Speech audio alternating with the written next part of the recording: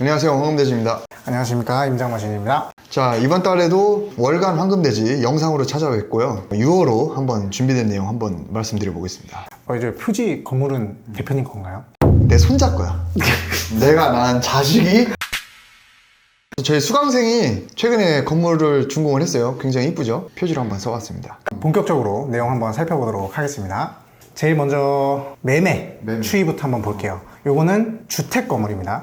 대부분 단독 다가구 주택이겠죠? 보면은 그래도 4월 거래량이 3월보다 올라왔습니다. 지난달에 봤을 때도 거래량이 좀 반등 추세를 보이고 있다고 했는데 그걸 좀 이어가는 모습이고 저번 달과 다른 거는 가격도 반등을 했다.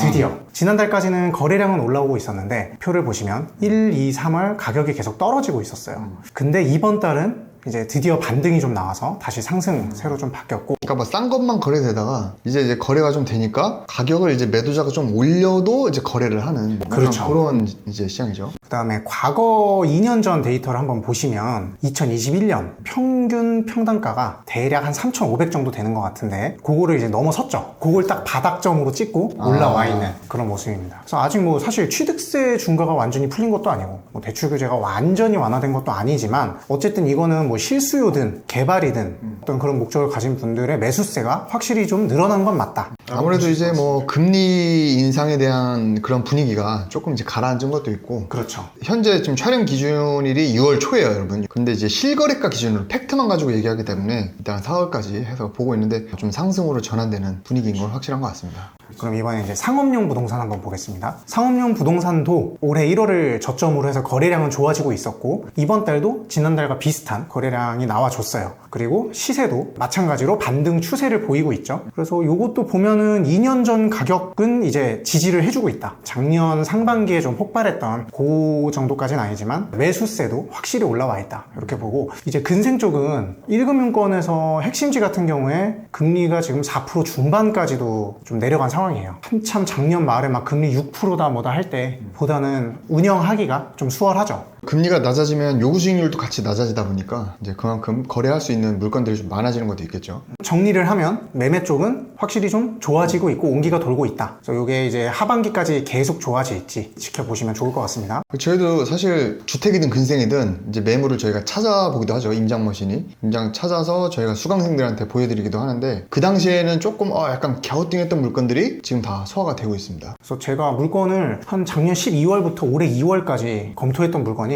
지금 다 실거래가 떴어요. 주로 이제 3월 전후해서 거래가 많이 됐고 지금 또 현재 매물 검토를 해보면 그때보다는 확실히 평당가가 올라갔습니다. 한 10% 이상은. 그래서 예전에는 임장머신이 땅 찾기 쉬워했는데 요즘은 좀 빡세하고 있습니다. 이제 다음은 계속 이슈가 되고 있는 전세시장 한번 살펴볼 건데요. 요거는 준공 2년 된 신축 원룸 건물만 모아서 순전세만을 이제 필터링을 한 거예요. 보면은 요거는 이제 이사철이 지나서 그런지 붉은색 기둥을 보시면 거래량이 조금 내려앉았어요.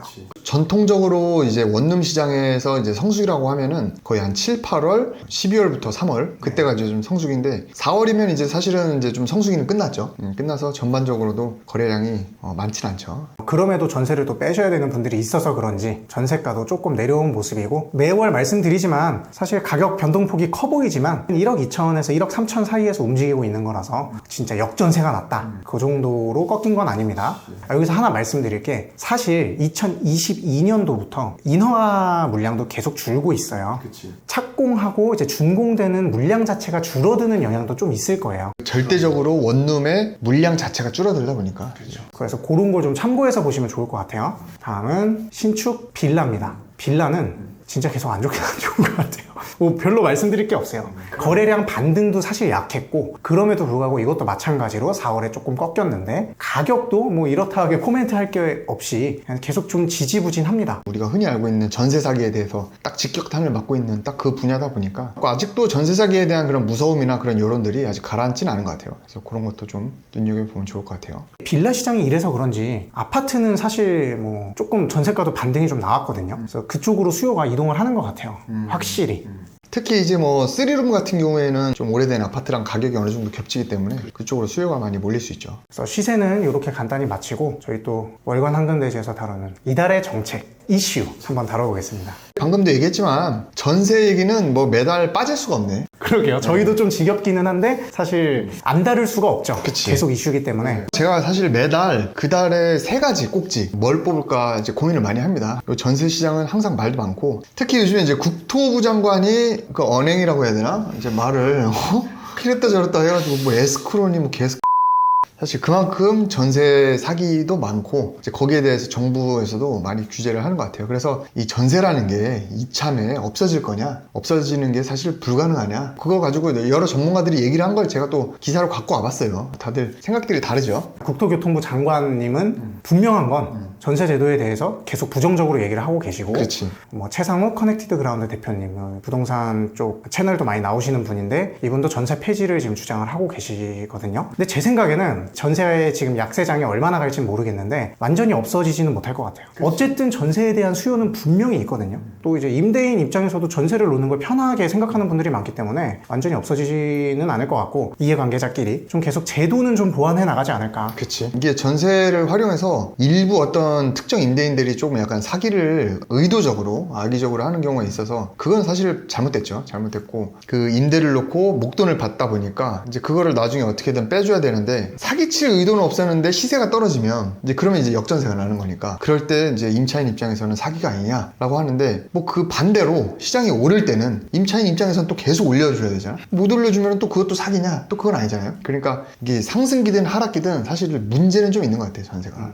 그래서 일정하게 시장이 좀 안정화되게 인플레이션만큼 올라주면서 이제 전세도 오르는 게, 그 반면에 또 악의적으로 사기를 치지 못하게 제도를 개선해 나가는 게 좋지 않을까. 그 다음에 대한민국에서 이 전세가 없어지려면 임대인들이 보증금을 내줘야 되잖아요, 어쨌든. 그 내줄 돈이 지금 200조가 넘는데 200조라는 돈이 어쨌든 조달이 돼야 되고, 그 200조라는 돈도 결국에는 전세자금 대출이라는 그 금융에서 또 많이 온 거거든요. 돈이 풀려 있는데 그걸 또 걷어들이는 것도 현실적으로 좀 어렵겠죠. 그래서 일단 그 전세 퇴거 자금은 좀 DSR에서 빼주는 제도를 조금 검토를 하고 있는 것 같아요. 사실 그거라도 되면 역전세 대비가 좀 되죠. 그냥 선량한 투자자 기준으로. 아무튼 제도적 보완 되는 걸 주택 투자자 분들은 꾸준히 좀 체크를 하시는 게 좋을 것 같습니다. 다음 주제는 역전세와 금리 인하 두 가지 키워드를 가지고 부동산의 향방, 뭐 지금의 시장 반등이 찐 반등이냐 데드캠 하우스냐. 어려운 단어 쓴다. 데드캠은 뭐야? 우리가 추이를 봤잖아요. 임대 시장은 아직도 약간 주춤하긴 하는데 매매 시장은 확실히 반등 데이터가 좀 보여주고 있어요. 반등을 하고 있는데 그게 진짜 찐 반등이냐, 바닥 친 거냐, 아니면 일시적인 거냐, 거기에 따른 판단을 하는 건데, 우리가 이제 부동산 시장을 판단하는 요인이 여러 가지 지표들이 있잖아요. 상승에 기여하는 지표가 있을 거고 하락에 기여하는 지표가 있어요. 대표적인 게, 하락은 요즘의 이슈인 역전세죠. 이제 전세가가 결국은 매가를 받쳐주는 건데, 이게 전세가가 떨어지면 매가도 사실 떨어지는 건데, 또 부동산 시장은 대부분 또 레버리지 시장이다 보니까 금리가 인하되면 결국에 시장의 돈이 또 많이 풀린다는 거죠. 이제 그러면 또 약간 자산 가치가 올라가니까, 이게 둘 중에 어떤 줄다리기가 이길 거냐, 어떤 게 찐이냐, 이제 그걸 가지고 한번 얘기를 해보는 겁니다. 지금 보면은 뭐 아파트 매매가도 하락률이 좀 줄어들고 있고, 일부 지역은 최근 뭐 KB 데이터를 보면은 약간 상승 전환한 것도 좀 보이고요. 그다음에 미분양도 이제 작년보다는 추세적으로 하향세로 들어갔다, 그런 뉴스가 좀 나오고 있고, 이것도 이제 앞에 전세 시세라든지 이런 데이터 확인하듯이 꾸준히 같이 확인해 봐야겠죠. 뭐 여기에 미치는 영향이 뭐 여러 가지가 있어요. 금리도 금리지만 내년 총선도 있을 수 있고 여러 가지가 있는데, 저는 좀 약간 장기적으로 봤으면 좋겠어요. 장기적으로 보면 하락론자는 인구 감소를 또 얘기를 하죠.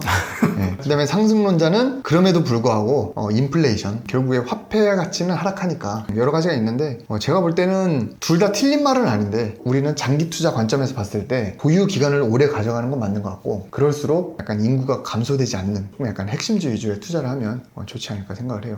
다음은 또 신축에 관심이 있으신 분들이 많기 때문에 건축비 관련해서 주제를 가져왔습니다. 한전 요즘 좀 약간 이슈가 됐었죠. 건물을 지을 때 철근이랑 시멘트 값이 재료비에서 가장 큰 비중을 차지하는 거다 보니까 철근 회사나 시멘트 회사나 이제 전기료를 많이 쓴다고 하더라고요. 그러니까 그만큼 원가가 높아지니까 이제 원자재 값이 높아지고, 그러니까 건축비도 높아지고, 그러니까 이제 시행사 입장에서는 공사비가 높아지니까 그 원가 이상 뭔가 반영을 하려다 보니, 그러면 이제 분양가는 높아지는데 무조건 좀 높게 분양가를 받을 수 있느냐? 그것도 아니거든 또. 분양가도 시장가가 있기 때문에 지금은 좀 그 수익의 폭이 좀 어렵지 않을까 저는 그렇게 생각을 해요. 그래서 제가 여기서 얘기하고 싶은 거는 이제 민간 기업, 결국에 이제 뭐 건물 짓고 이렇게 우리가 분양을 하거나 임대를 놓거나 하는 게 이제 우리 일인데, 결국에 시장에서 매각이 되는 분양가, 시장 수익률이 있을 거고, 이제 원가는 계속 오르니까 마진율이 줄어들잖아요. 뭐 우리가 돼지고기 값이 계속 오른다고 제육덮밥 뭐 2만 원 주고 사 먹을 바에는 소고기 먹지. 그러니까 그 시장에서는 안 되잖아. 원자재 중에 또 원자재가 결국 전기인데, 전기는 또 한전에서 하는 거잖아요. 한전도 결국에 원가가 있고 매출이 있을 거잖아요. 한전에서 매출은 우리한테 받는 전기요금일 거고, 비용이라고 해야 되나? 원가?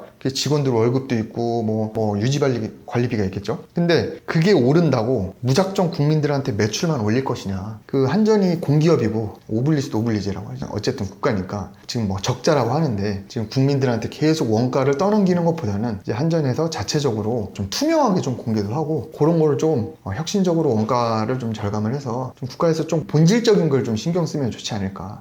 자, 그래서 시세, 뉴스, 기사에 대한 의견은 저희가 그 월간 황금돼지 잡지에 또 상세히 기재를 해놨습니다. 그거를 추가적으로 의견을 살펴보시면 될 것 같고요. 이번 달 이제 저희 뭐 했죠? 또 저희 뭐 매달 또 우리 수강생들 모임을 하잖아요. 예전에는 모여가지고 술 먹고 끝났어. 자기소개하고 그냥 술 먹고. 네. 그것도 굉장히 많이 도움이 됐죠. 그분들의 얘기를 듣는 것도 괜찮았는데, 한번 모일 때 좀 컨텐츠가 있으면 좋으니까 이번에 제가 세무사님을 한번 모셔봤습니다. 이분은 나이는 어린데 시행사만 상대로 이제 세무 기장을 많이 해줘요. 저희처럼 건물 짓고 매각하거나 임대하는 이제 그런 분들의 세무적인 거, 꿀팁, 그런 팁을 좀 많이 풀어주셔가지고 굉장히 많은 도움이 됐습니다. 그리고 이제 다뤘던 업체가 저희처럼 뭐 1인 부동산 법인이 아니고 그 시행사들을 또 상대했다 보니까 엄청난 팁들을 다 풀어주고 가셨어요. 또 이런 시행사, 부동산 쪽에 관심이 많은 분한테 기장을 맡기면 도움이 많이 됩니다. 그렇지. 뭐 우리가 변호사한테 뭔가 이제 사건을 수임을 하더라도, 예를 들면 시공사의 하자에 대한 책임이 누구냐, 법적 공방 갈 때가 있거든요. 네. 그랬을 때 이 건축물의 하자, 단열재 문제냐 아니면 방수의 문제냐, 그런 걸 변호사가 이해하고 있냐 없냐에 따라서 이 법리적인 거랑 또 엮었을 때 또 승소할 수 있는 확률이 높아지거든. 그래서 건물을 지어본, 부동산 투자를 해본 변호사가 또 제 주변에 많습니다.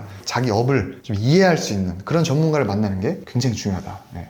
그 다음은 아까 표지에서 나왔던 건물주님 건물에 준공이 나가지고 한번 놀러 갔다 왔습니다. 그동안은 거의 서울이었죠. 서울 시내 원룸 건물이나 뭐 다세대 근생이었는데, 처음으로 이제 경기도 양평에 있는 다가구 주택을 한번 가보게 됐고요. 이날 좀 특별했습니다. 느낀 점들이 되게 많았는데, 굉장히 날씨가 좋았어요. 날씨가 좋았고 땅도 넓고 공기도 좋고 뷰도 좋고, 그 다음에 땅도 서울은 뭐 30평, 40평, 50평 대지에 짓는데 여기는 이제 135평 대지에 짓다 보니까 뭐 주차장도 널널했어요. 그렇죠. 그 다음에 공용부도 굉장히 카페처럼 감성도 있었고, 방도 굉장히 뷰가 좋았습니다. 요 주변에 보면 뭐 이미아나 전답을 개발해서 지은 뭐 집도 많았어요. 그 다음에 간 김에 또 이택지도 봤죠, 우리가 양평 근처에. 또 이때 우리 시공사 대표님이 와서 직접 또 설명을 해주셔가지고 그분이 지은 단독주택도 가보고 해서, 기존의 도심지에만 투자해야겠다라는 요런 관점이 조금 많이 넓어지고, 부수적으로 늙어서 남자들이 왜 낚시를 좋아하는지,